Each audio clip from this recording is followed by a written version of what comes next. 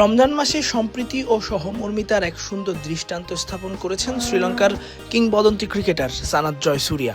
সামাজিক যোগাযোগ মাধ্যমে দেয়া এক স্ট্যাটাসে তিনি জানিয়েছেন, আজ তিনি তার বন্ধুদের সঙ্গে রোজা রেখেছেন।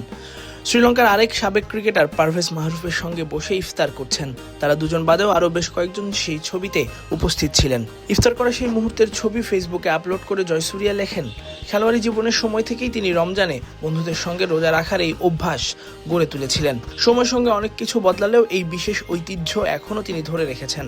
তার ভাষায় এটি শুধু একটি অভ্যাস নয়, বরং বন্ধুত্ব, সম্মান এবং একে অপরের সংস্কৃতিকে কাছ থেকে দেখার একটি অনন্য সুযোগ। তবে এই স্ট্যাটাস প্রকাশের পর ভক্তদের মধ্যে ব্যাপক সাড়া পড়েছে। অনেকেই তার এই উদ্যোগকে আন্তঃধর্মীয় সম্প্রীতির উজ্জ্বল উদাহরণ হিসেবে উল্লেখ করেছেন।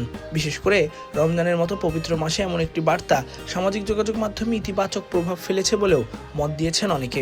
ফলের নির্যাস ও দুধের সমন্বয়ে পোলার টর্নেডো গ্রিন অ্যাপল আইসক্রিম। মন ভালো থাক। ক্রিকেট মাঠে আক্রমণাত্মক ব্যাটিংয়ের জন্য পরিচিত জয়সুরিয়া মাঠের বাইরেও এমন মানবিক ও উদার মানসিকতার পরিচয় দিয়ে আবারও ভক্তদের হৃদয় জয় করেছেন। তার এই উদ্যোগ প্রমাণ করে খেলাধুলা শুধু প্রতিযোগিতা নয়, বরং মানুষের মধ্যে বন্ধন ও বোঝাপড়ার সেতু বন্ধন তৈরি করতেও গুরুত্বপূর্ণ ভূমিকা রাখে।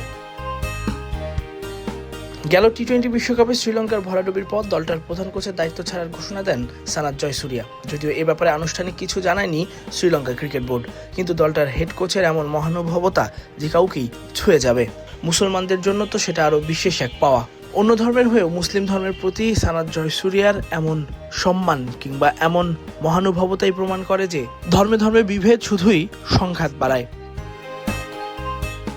তাসফিক পলক, ক্রিক ফ্রেন্জি।